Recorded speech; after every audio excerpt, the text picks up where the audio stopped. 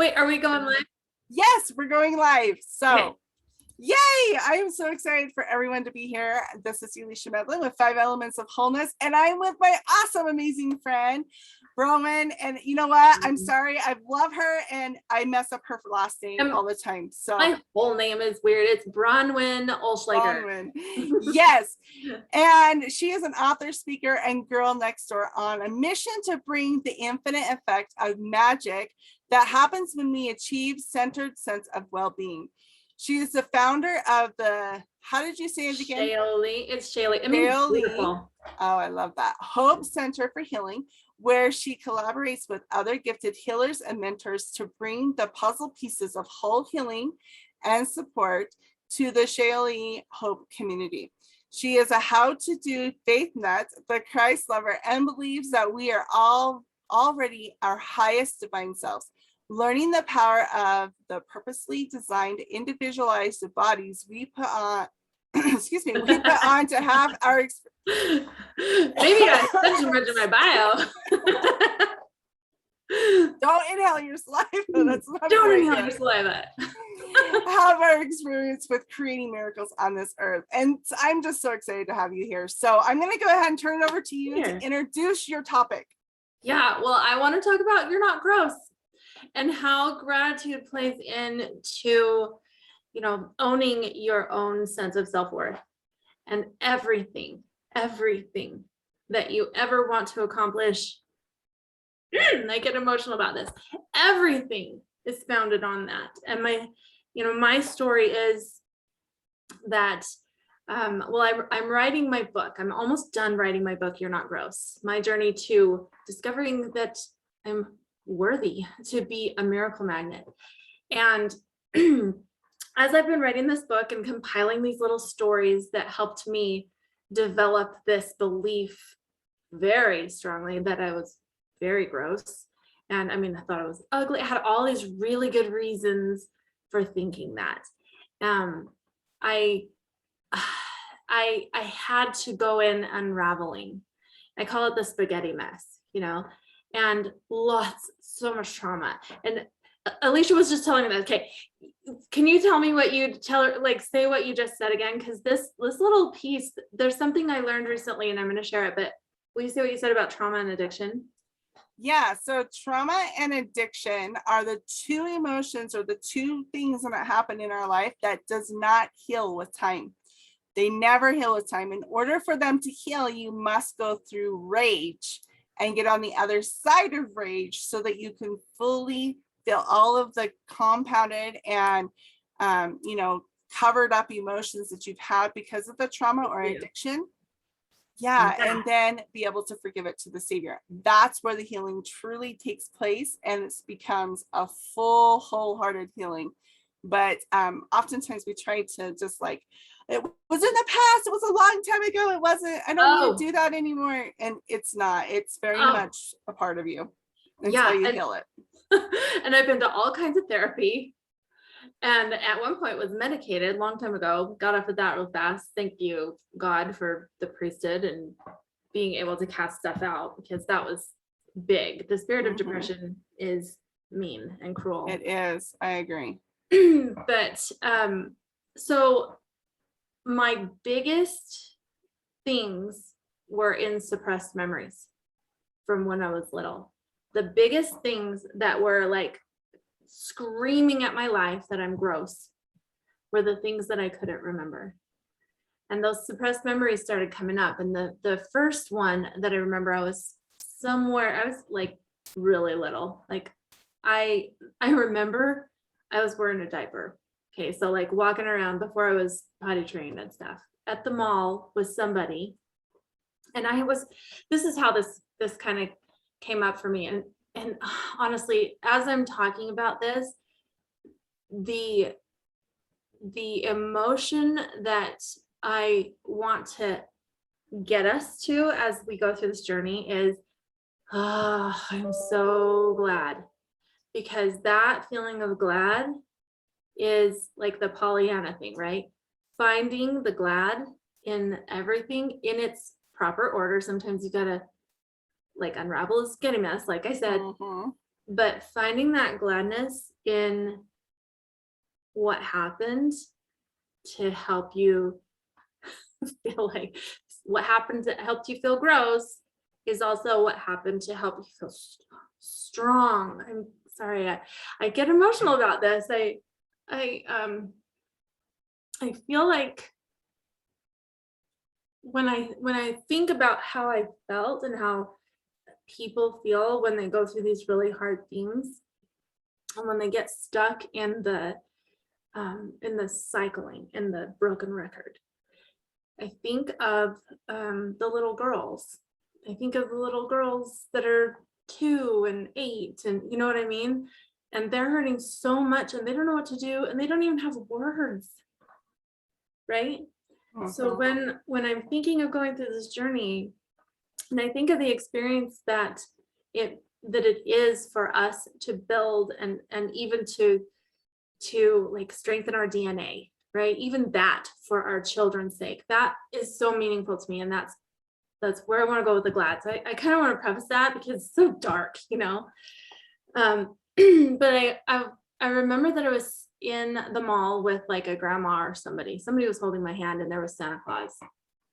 Big line of kids sitting on Santa Claus's lap.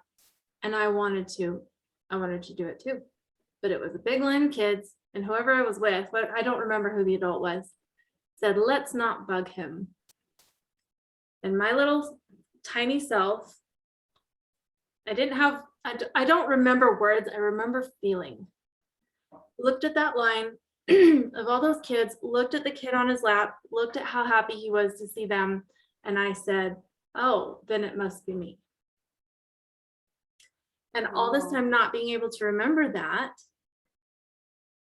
going, why can't I conquer this? Why can't I have this breakthrough? And there was nothing that helped. I tried so much and nothing helped except for remembering and really delving into that's why I felt like I was gross. And then my mind could grab hold of it and I could say, well, duh. You know, my person just was not wanting to take the time to be in the line. They didn't want to say that to me and admit that. So they just said the thing that felt okay to them. Of course, they're not to blame. They just were, you know, they didn't know. So all of that and just being able to go, okay, it's okay. I'm actually not annoying. I'm not so very gross. And I just feel like that whole healing actually has to remember the wholeness. It comes down to somehow getting down to the root of it. And there are healers that I've listened to and I tried to adhere to this idea that you really don't need to, but I think there are some things that you do. And I think it's important, especially if it's an unworthiness thing. Right. Because it's like, oh, well, of course that's true. You know, and you can finally get down to, I'm okay. Right. Well, and that whole space that you're in is a self-protection space. And that self-protection space creates a space of illusion. And the illusion creates fear. And the fear is what ties to the illusion. And so we stay in that space of lack or scarcity or doubt or confusion. And so what we do is we create all of this coping mechanisms and these pleasing patterns and these beliefs, and we navigate our entire life through self-protection. And that creates so much distortion and facades in our world. And so when we start to find the things that are, you know, buried and hidden, yes, it was in the past, but it still affects our present. And I often tell my clients on a regular basis, God gave you emotions for a reason. They aren't there to torture you or to punish you. They're there to teach you and inform you of what gets to be cleaned up. And so when we go through self-protect, you know, there's a lot of times you can write down all the lists of like, oh, I do this and blah, blah, blah, blah, blah, blah. Okay, I'm ready to forgive it. But if you don't go through the emotion of it, you don't actually feel the pain of it, Like I have a process that I do with my clients quite often on how to overcome codependency and self-protection. And it's going through a series of questions of like, and visualization, where they visualize the worst case scenario as if it's really happening to them. That's their biggest fear in the world, right? And they're actually going through it. And I've had times where people are like, okay, yeah, that's my worst fear. But you get to experience it as if it's happening right now, using all of your senses. And it's hard. I just did something like this the other day. Yeah. And it was more like lean into the dark feeling, because it neutralizes it. And there's science. There you go. And what it actually does is when you get all the way through to the worst case scenario, what it ultimately is that your fear is buried under, then you can ask yourself, am I still alive? Well, yeah, I'm still alive. Okay. Am I still following my mission and purpose? Yeah. Am I still following God's plan for me? Yeah. Okay. So is that fear my truth? And that is where it gets neutralized, because then the brain can see what the reality is and go, oh, that's not truth. This is truth. And that brings you into neutrality, which brings you into vertical alignment instead of horizontal alignment. Hey, I love that. Yes. Oh, you said you love talking about the laws. I love talking about the laws too. And with this principle, I feel like there's a conversation here to talk about I like to think of it as like a goblet. I have graphics where I'm like, oh, here's a goblet. There's the stem and the foundation of the goblet. The foundation of the goblet is like God and wisdom and the laws, right? And definitions of words. So big, right? And all of this, and then you fill your cup with your worthiness. Like, what are those things that are all about you? I call it being self-centered. I don't believe you can be Christ-centered if you're not self-centered. I would agree with that. Yeah. Yeah. And there, and even though, let's just explain though, self-centered has been used in a negative connotation. Right. So what you're actually talking about is coming to center in self. Yeah. So I'll tell you how. I mean, I feel like this is something that you guys talk about in here a lot. I'm just here's my story. I believe that too. But I believe that we are already our highest self. Like, we don't have to become worthy. We are. And there's a lot of spaghetti mess in between believing that and where we are for some people, right? There was for me. Oh, I have to, when we do these visualizations where it's like, there's your highest self, you walk up and there's your highest self, and it's already you. I'm like, nuh-uh, because I'm gross. Not true. Because I'm stuck, and I've got all this proof. And but the truth is, and I love that you talk so openly about it. The truth is, there's a premortal life. Guess what? There were no fence sitters. I test that. Okay, no fence sitters. We had to earn this body. And you can't trick God. Well, I would change that word to we got to be qualified for this body. Ooh, I love that. Okay, same as here now, being qualified, we were then. And we celebrated because we got an A, and we got to put on this body, and it's a magic wand. And when we start seeing our body, do you ever look in the mirror and just like, dang, you're hot? I do now. First thing in the morning with your screwy hair and the old, I forget to wash my face at night because I get so tired, right? So sometimes I drop into bed, but in the morning I got the crappy old second day makeup on, and I'm looking at myself going, mascara down my face, you're so freaking hot. I love it. This is what we get to, right? And it's a knee-jerk thing now. I used to have to make myself stare into my eyes. I'm gonna do this, but so where was I going with the law thing? When we think, what's a law? Pick one. Let's just pick one. Well, a universal law, we have universal law of abundance, universal law of gratitude. I mean, that is a universal law. Yeah. Okay. So let's think of it as the universal law of gratitude. It goes with the law of attraction, right? So Yep. we're gonna, okay. So let's say that because I decided to focus on and lean into this, because like if everything I'm saying is I'm not interested, I'm gross, I suck, that person thinks this of me over and over and over and over again, that keeps us out of that gratitude mode, right? Right. And effectively that's the umbrella, that's everything under your, I feel like I'm gross, right? And it's usually no, I don't think I'm gross, but somebody else does.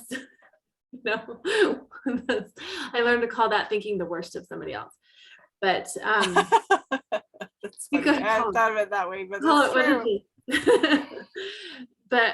But when we lean in, I feel like I'm missing like a pocket of really yummy information that I'm skipping to skip over here. But when we lean into that dark feeling, like you were just talking about, I actually had, I'm not going to share what this trauma was, but I had some trauma way a long time ago that I've been working on dealing with in just Navigating through. Yeah.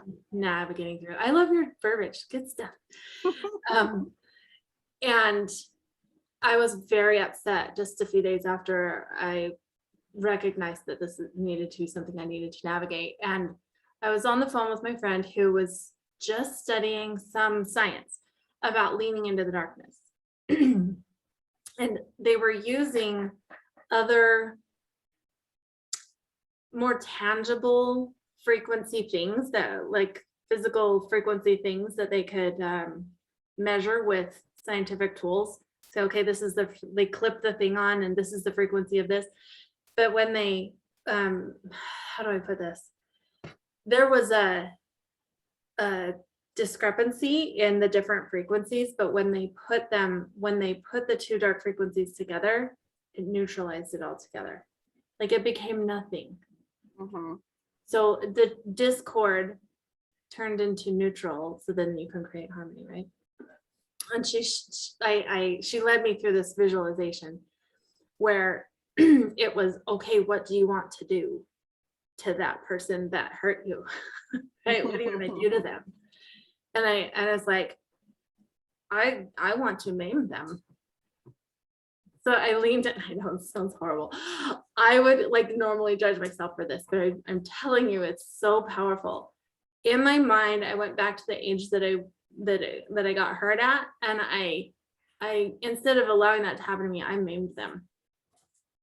And then it went away. Like that piece of it, I don't feel like I need to do that anymore. Mm-hmm. So that's kind of, if I were to say that works, I would say definitely that works because of that. But there are some other things that you can do to neutralize those things too. Well, it's the same concept that we've taught several times here of having a finish the conversation. Of, you know, like if you have some major conflict with somebody and you don't want to actually have it physically because you know it'll come to blows or it'll come to whatever, you do a visualization of having it with their highest divine self, and you're just like all over them, so you can neutralize all the energy within you, dispel it, right? And then you're not hurting them because it's their highest divine self.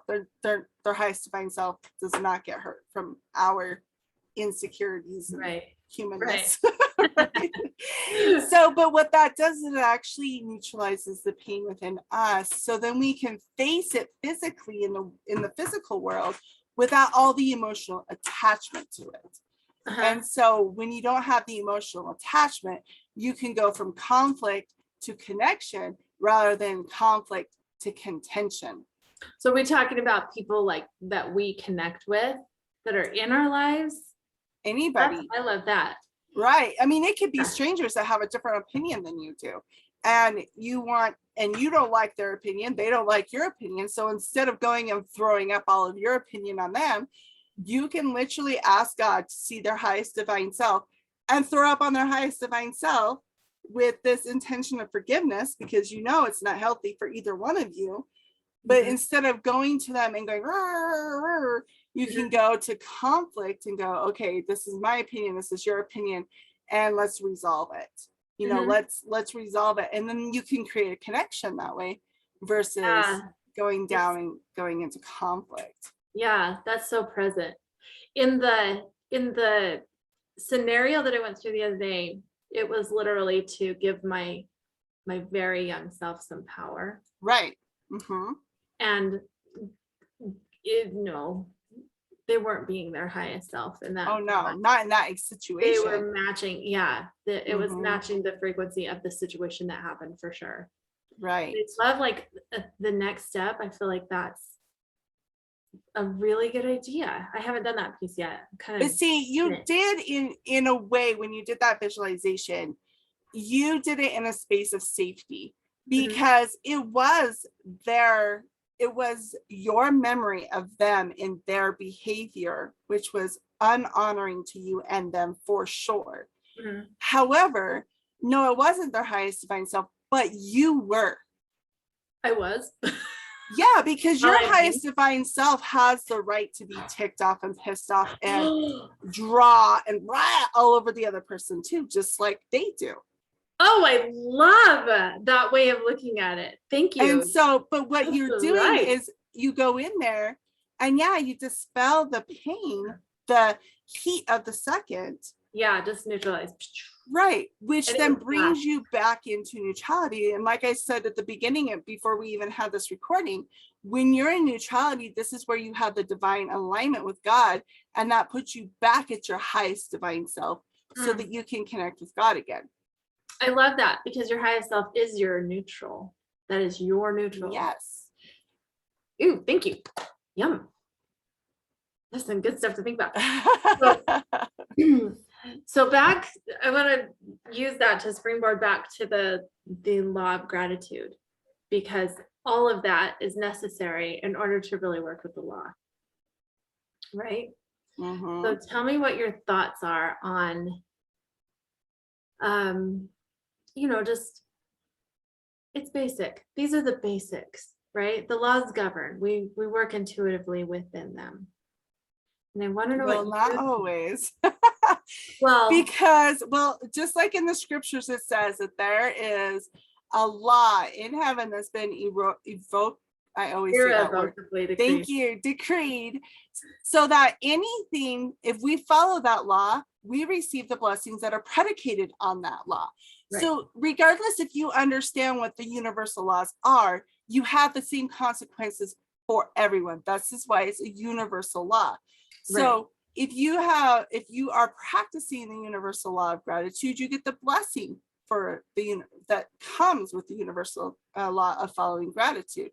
Same thing with abundance or the law of attraction or the law of gestation or the law of whatever law you want to say that there is. There's so many of them. I've uncovered about 23, 24 of them that I've understood, but I know there's so many more. Right. There's like sub laws, and there's like combinations of laws that make the big law. Yes. So the one thing I like to use is Leslie Householder's definition of law, because we think of a law as, you're driving down the road and you're following the laws of driving. You are not speeding. You're going the perfect. You're staying in your lane. You're not passing on a double line. Like, you are following the laws of driving, the traffic laws. And then you go to the grocery store and you buy milk and you walk out without paying and you get caught, and they're like, and you go, but I'm a perfect driver. Why do I have to get in trouble for stealing milk? That doesn't make sense. And we do this all the time. We sit there and go, well, we're going to church. We're being good people. We're being good Christians. Why can't I have abundance in my life? Why can't I have all this money? Well, are you following the universal law that is dictated upon that blessing that you want? And that's what I love to get people to see, because they don't recognize that. I mean, I did it for years. I'm like, I go to church. I do all the churchy things I'm supposed to do. I am a good mom. I do this and this and this and this. Why do I have to suffer in abuse? Why do I have to, have toxicity in my life? It's not fair. Why do I have this and this and this? Why can't I have money? Well, I wasn't. Yeah, exactly. I'm like, because we don't understand that there's laws that are predicated upon the blessings that we desire. And regardless if you don't know those laws, you still have the consequences to them. Yes. Oh, I had an amazing dream the other day. How long did we go? How long did we chat? And we get to go into 11. Okay, good. There's time. I want to share this. And it goes to, okay, it does, like, the foundation is everything in that main cup. All about you is self-centered with God, and doing it in such a way that it can bubble over. So that the other two cups they're like the umbrella of everything, right? The other one comes over so it bubbles over onto connection, prosperity. We have self-centered prosperity, which is, I love me. It's so good. I take such a good care of me. I nurture me. I just ooze meanness. Okay. And then the other side bubbles over into resource prosperity, and they go together. So you can have, like, everything is intertwined. You really aren't going to disconnect any of this and have the full prosperity experience, right? But with this bubbling over from the center, it literally goes over into all of the other stuff, and it feels so good, right? Mm-hmm. So I'm going to tell you this dream, because I just had this dream last week. So good. It's about the law of prosperity. It's about the law of increase and tithe. These are laws, right? Yeah. But I have misunderstood them. I've been listening to other people who didn't get it. I have the scriptures, but I went, well, maybe I'm not understanding it the right way. And so I would defer to what other people were doing. Right. So the law of increase, and I'm going to be shocking right now for some people. I love it. The law of increase is not the law of income. Nope. It's not. Oh, you know. Okay. I had this dream the other day. I went to bed with the question, okay, I have this chunk of money. I want to make it make babies. What do you want me to do with it? What's an investment I can make? You know?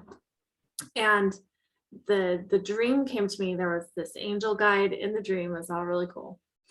And I knew that I was being taught. Okay, so I've been this is the third or fourth time I've told this, because I'm like, it's true. We have to do this. This is how to do this part. So in the dream, I was reminded of the parable of the talents. And I always went, it's not about money, because everybody in my life was always saying, it's not about money. It is about money. It is, yeah. About money. And yes, you could use it for talent, for lots of things. Yeah. Mm-hmm. Yeah. But the parable itself was about increase. It is about prosperity. Okay. So to recap, I'm just going to recap. You had the guy with the 5, the guy with the 2, with the 4, and the guy with the 1. And the first two guys risked. They were wise and faithful servants. They risked and they doubled it. So they were able to give double back to their master when he got back from out of town. And then the other one was afraid, dug in the ground, buried it. I'll just make sure nothing happens to this, and I'll give it back to him when he gets back. Huge amounts of scarcity, by the way. Huge, yes. And then when he got back, it was like, I know you're a hard man, but here's this back. I didn't do anything with it. I kept it safe for you. I kept it safe. Well, and the interesting thing is, the next part of the dream helped me understand the law of the tithe in a whole new way. And it's not about religion. It's about a universal law. That's a really important understanding I did not have before. Right. Yes, you do it to receive the blessing, but that's how it works with universal law. So in the scriptures, it's, you pay on your increase. What does that mean? So that's what this dream was teaching me. He showed me 100 sheep in a field. And he said, let's say that these sheep breed and there's 50 at the end of a 13-month period of time, which is interesting because that is the Hebrew calendar, the lunar cycle. You ever looked into that? So interesting. And so I'm just going to nutshell it. So there were these 50 sheep. He said, you take the 5 sheep, that's the 10% of the increase, and you say, do, do, do, do, do, do, I feel drawn to you. I have 5 sheep. Do you want me to give them to you so that you can breed them and do what I'm doing? And then we can have all things equal because you can grow a flock too. So you just took that it's an investment. This is not your income. Okay. You can start another little flock that's for feeding your family, and you can, whatever. It's just, this is about the increase so that you can have the tithe thing happening. That's it. So if you want to take another 10%, start a new flock for yourself and have that be your income, great. But this is not. This is increase. So, so then the next year it was 7. So you can find the next person that you can help multiply it. Okay. And then the next year it's like 10. And this is if we just go like half again every single year. And it's 10. Now you can help 2 people. Lump the rest back in, breed them again. Now you can help however many people, right? As it goes, I only did math on 3 years. Yes. But that's huge. And if I went, well, I have all these sheep, so I'm going to give even more away this year, then you have less of an increase next time. Right. So it looks selfish to the wrong eyes who don't understand, but our understanding and his understanding are different. Exactly. Right. So if you look ahead at this whole abundance idea, this is how we end up with all things equal. This is how we end up with nobody being poor, because they're going to build their flock and they're going to do the same thing because you taught them what to do. Right. And then that interacts with the law of karma, which brings it all back to you again, because it's always back the boomerangs, right? And you wouldn't do it if you thought you were gross and unworthy, you wouldn't even start doing it. Right. So it all comes back to gratitude and loving who you are. Yes. I love that. How's that? That was the nutshell version. You're awesome. So I went and bought silver, and I'm making my silver make babies. That's so cool. Yeah. I love it. So cool. And it's so true because, I'm teaching a class right now that's called, it's actually a 28-day challenge, and it's called Increasing Prosperity. And I teach a lot of these same concepts in there. I'm always amazed. Every time I get done teaching that class, people are like, I never saw money that way. I saw money, the only way they see money, and this is not their fault. Like, this is society. This is what has been programmed into us for generations. To be slothful and unwise. Yes. And think that we're being so good. Right. Well, and so poor. Well, and not only that, but that they see that the only way to get income is to trade their time for money.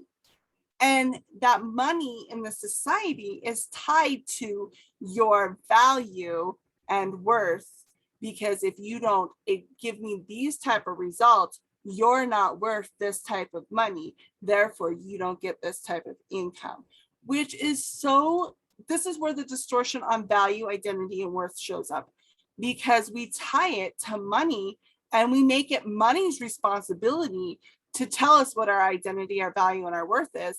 But money is neutral. Like, it's not a respecter of person. It's like, I'll go to whoever is following the universal laws, and I'll either come as a trickle or barely nothing at all, or I'll come in as a huge, flood. Like, what one are you willing to work into, or not work, but to shift into? Right. And just unlock your heart. Let it in. Yeah.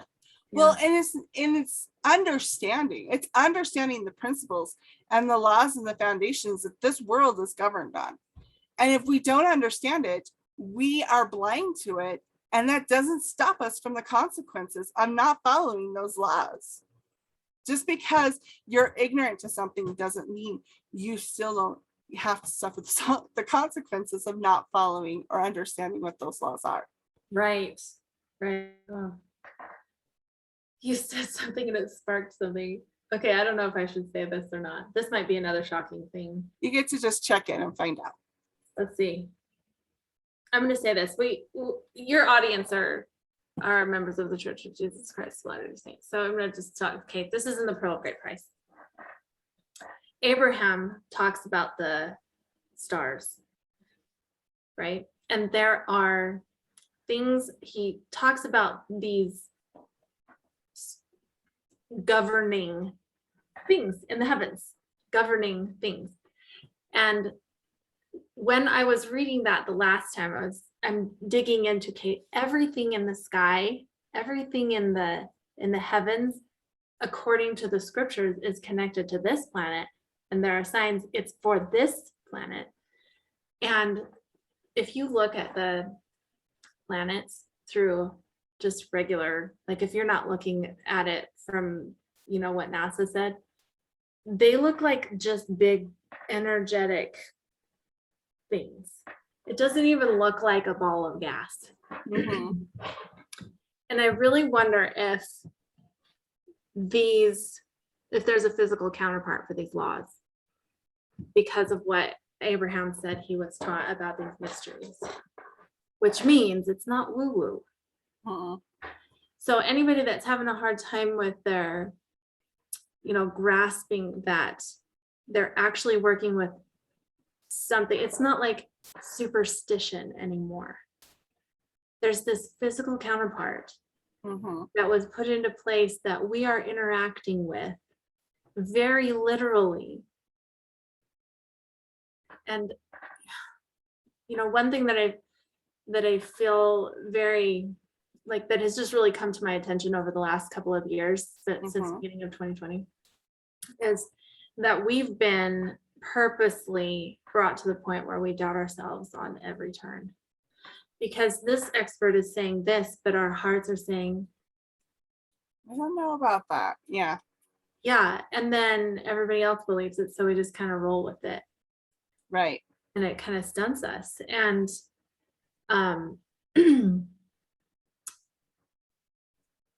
it's like somebody new and they've used universal law to get us to think a certain way as a whole society, global, so that things could get created just the way they have been. And now it's time for us to break free. Yeah. Have you been talking about this with people? No, I haven't, but I have found this out for myself too. So yes, I agree. Yeah, I think it's important to be aware of it, because I feel like the way to combat it is to say, no. Nope. Mhm. Well, it's just because, I mean, this has been the plan to thwart us from our mission and purpose since Adam and Eve came on this earth. This was the adversary's plan from the very beginning. To get our minds. Yeah, to distort, to create ways to get us off of the path that we have coveted to fulfill so we could return back. And you know, it's interesting because I remember learning this and I'm so infuriated. I'm like, what the freaking heck? He has no right to throw me off of what I know to be true, right? Right. Mm-hmm. And yet that happened. And now that I'm made aware of it, I can see it like that. Where when I first started, it took quite a bit to see it. And it took some major, like, I don't know if that's really what I'm seeing, but I think it's what I'm seeing, but I'm not sure. So this is why mentors and coaches are so vital to have in our world to help us understand what is really actually happening. I mean, there's a counterfeit to everything. And that counterfeit, I mean, yeah, the adversary is super powerful. He can take what God has created and create a counterfeit on it. This is why we go into codependency, because we are divinely created and structured for connection. And what we don't understand is how to differentiate between what is ours and what is others.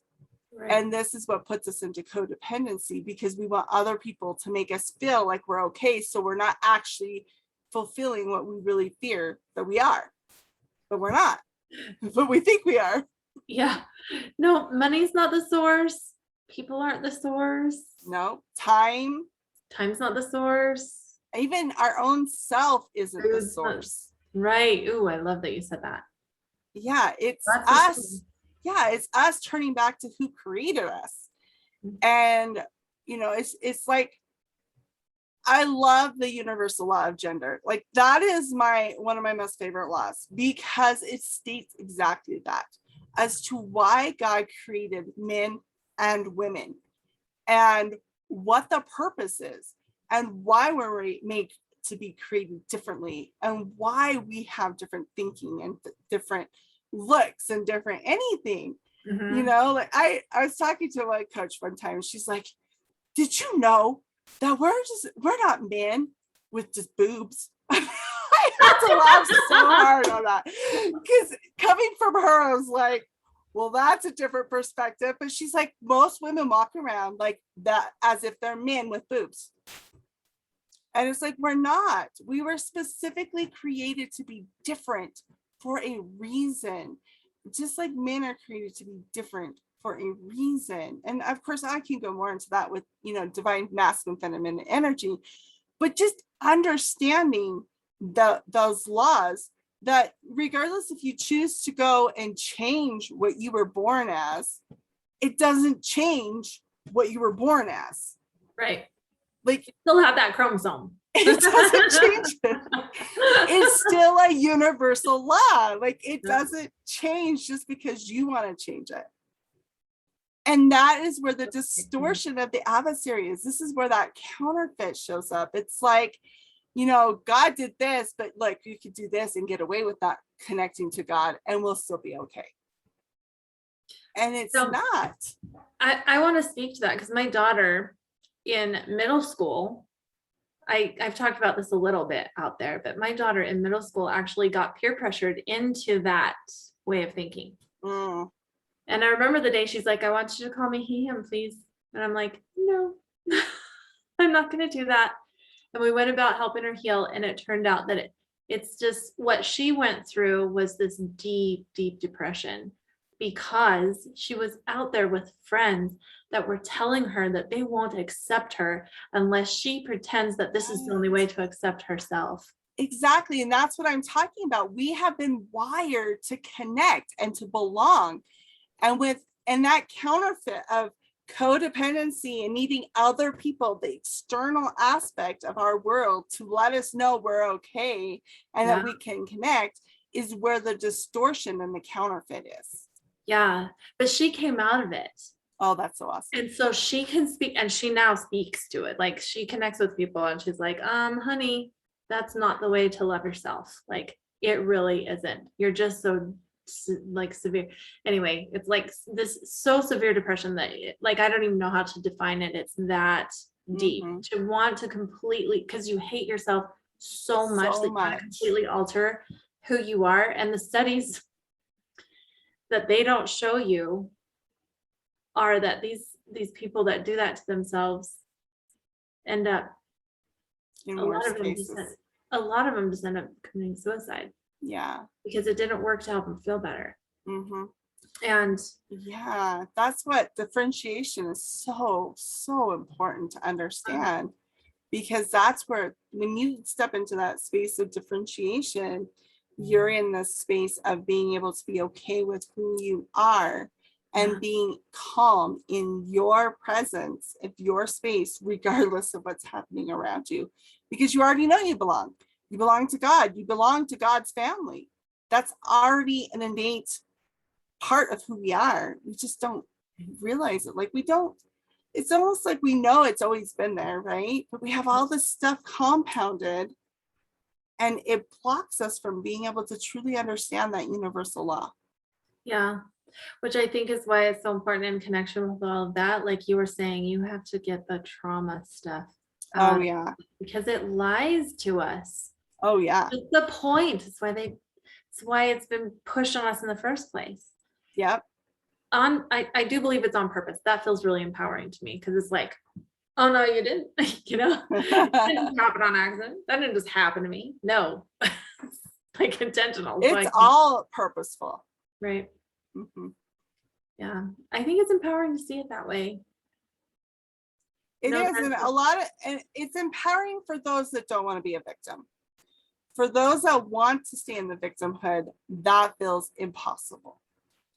because they want somebody to blame. They want it to be somebody else's fault that they feel broken. And the fact of it is that you're not broken.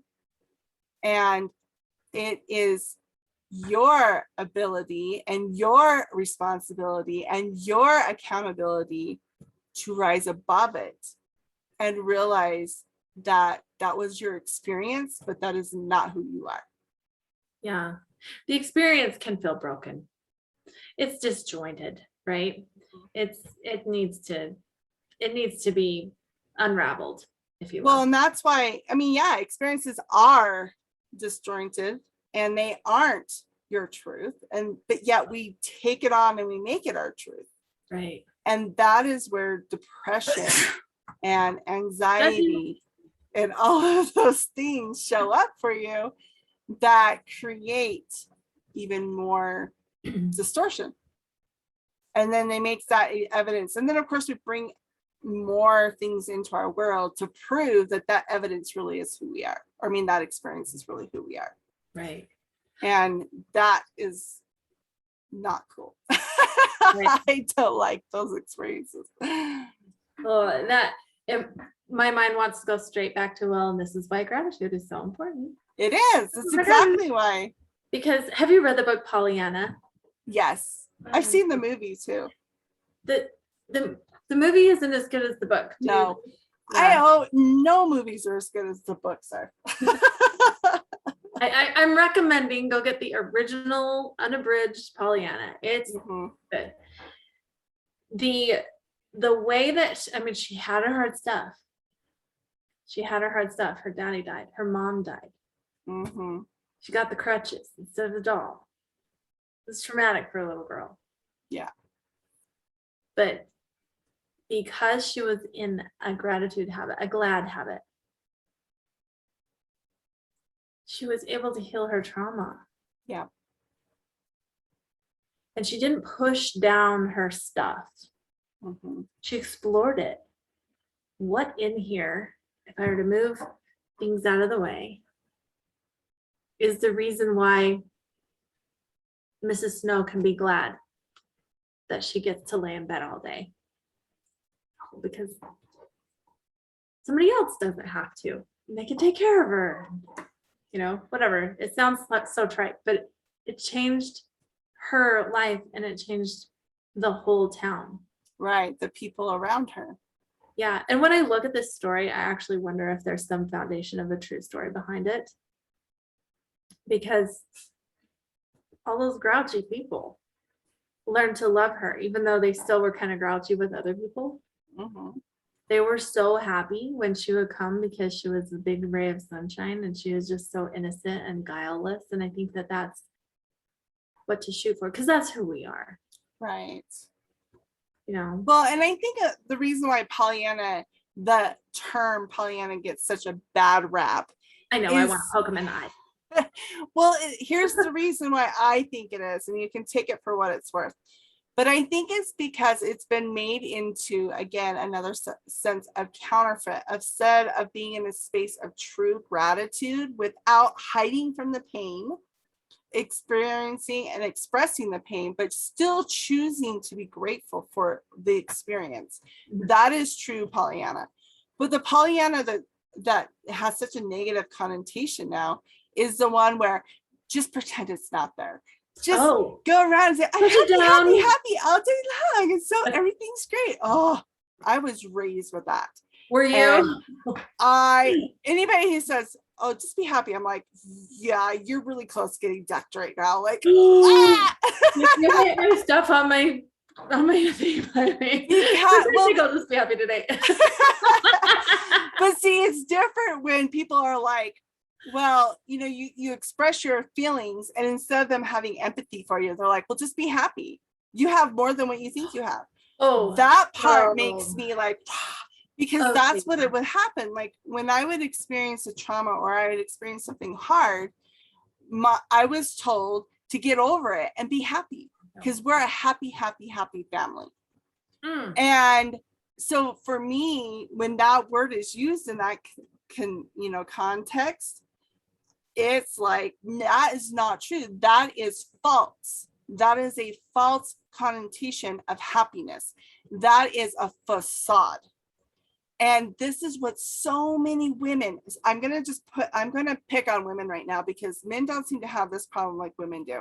So women have been programmed to do this thing. We're going to break through it. Yes, yes, exactly. Women have been programmed to just be happy. Doesn't matter if you got your whole crap of your house falling apart, but just be happy because that's what you're supposed to be, is happy. And you're like, do the crazy eyes again. Do the crazy eyes again. But it's so true. Like, I just go, man, because I used to live that. I used to live it in the middle of abuse, in the middle of trauma, in the middle of toxicity. And I thought that was okay. I thought that's what I was supposed to do. That's exhausting. And that sent me into a huge amount of depression to the point of suicide. And I almost committed suicide. And those of you that know my story, you know where that happened. But, you know, it wasn't. And what got me out of it is so funny, because the word gratitude is what got me out of it, because I was directed to start having gratitude for something in the day. And oh my gosh, when you're that low, nope. Yeah, it is so hard to find gratitude. So I'm just sitting there and I rack my brain, and all of a sudden I hear the voice, the spirit tell me, be grateful for your nose. Okay, I can be grateful for my nose. I'm grateful for my nose. And like, that was as far as I could go that day. And then the next day it's like, that smells good. Yeah. And then the next day it was like, I'm grateful I can blink my eyes. Grateful for that. And as time went, I was able to do more than just superficial things, but that is as much as I could do, because that was how far I was so depressed. And so those of you that have been in that space, and understanding gratitude is actually the highest frequency that we can be on in this earth, the highest.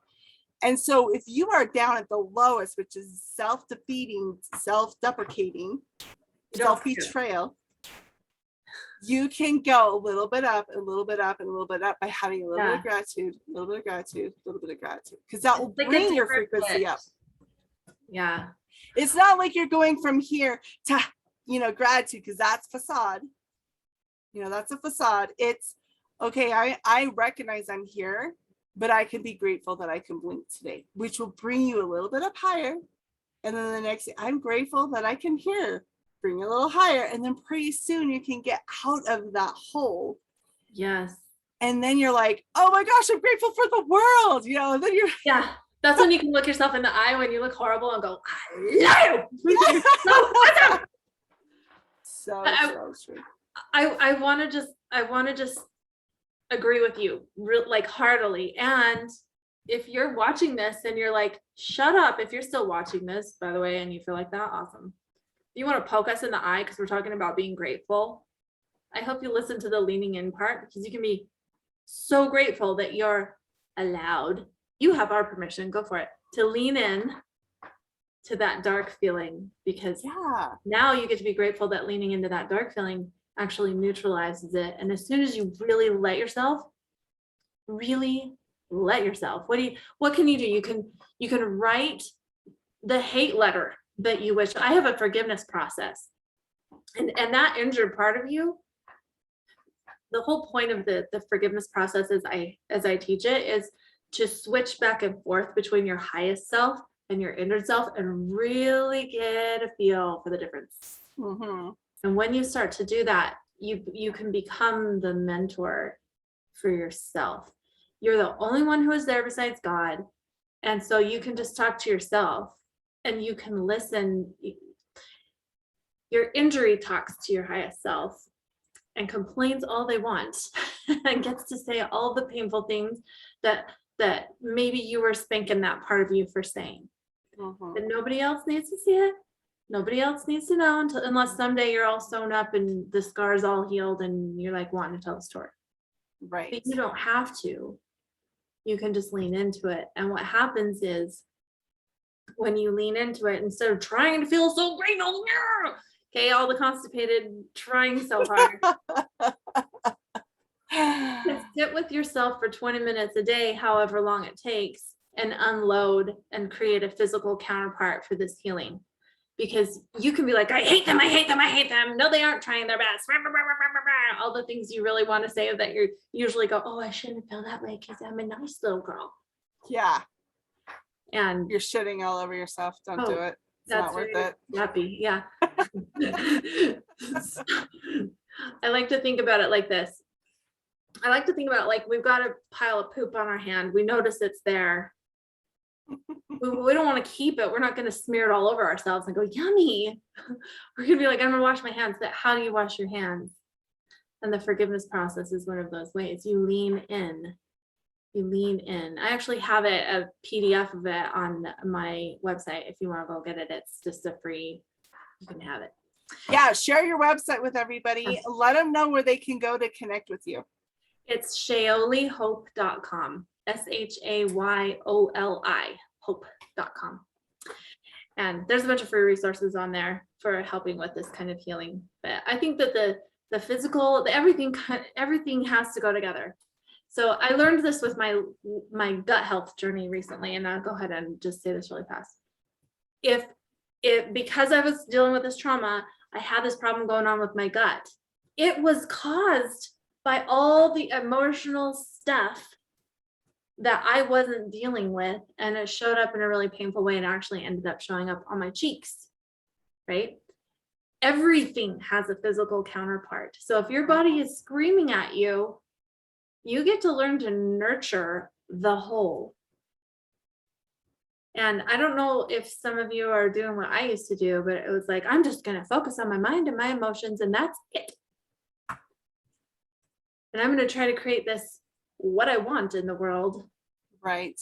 But what we really need to be doing is getting self-centered. Yep. What smell do I like? I mean, seriously, what smell do I like? I'm going to make sure I'm going to breathe so that I can smell that thing. So I'm going to wear that smell because it gives me pleasure. Ooh, did I just trigger somebody? Maybe. You get to be super like, what do I care about? Because I care about me. And this is the foundation. Like, if you want to take this whole I love me thing and get the I'm gross and I'm annoying and nobody listens to me and all the things that equal I'm gross out, then really like decide, how do you like your water to taste? Make sure it does. What do you like to smell? What do you like to look at? Make sure you get to. Yes. Today. These are the processes. You really lean in. And it's not I like what you said, because it's a dimmer switch. There are things to do to help you get there. Get there. Exactly. And guess what happens? Your physical guts heal. All the stuff I'm talking about is in your gut. If you're having gut health issues, this is where to focus. Yep. So. Or liver. Liver's another one too. Well, the guts are, as far as I understand, they're the whole, everything connected. All the digestive. Everything's sacral. Yeah. Think sacral chakra. What are all of the internal organs? Okay, that makes sense. Yeah. Very true. Because we store most of our negative emotions in our sacral area. Mm-hmm. If you're constipated, you need an emotional poop too. Well, and this is one of the things I love about, what I do with the 5 elements of wholeness is we work on the mental, emotional, spiritual, physical, and energetic aspects to bring it into wholeness so that you are centered in self. And that is and I think that's why you and I just get along so well, because we agree a lot. Yes. Well, and I think we've just been through similar journeys. And so I think that's also, our hearts connect that way. So, but if you guys are more interested in what this amazing, gorgeous person in front of us, that I just love her. Anyway, if you have any more questions with me or with her, please let us know in the comments, or you're more than welcome to private message me or private message you, right? Oh, yeah. Yeah. Okay. And then I'll put her website on there as well. So you can always go to her website for her free resources. And did you have anything else you want to share with anybody before we go? Just, I love you. Just catch my hug. Especially those of you who are going through something tough. It's been a tough time. Yeah, The earth it is has. changing. The frequency of the planet is shifting and it is stirring everybody up. Everybody needs a hug. Yes, I totally agree with that. So, Yes. so. Well, thank you so much for joining us today, and we can't wait to see you next week as Q&A. So please join me for Q&A. If you have questions about gratitude, how to step into gratitude, how to show up in gratitude in your business, in your personal life, you're going to want to join next week's Q&A.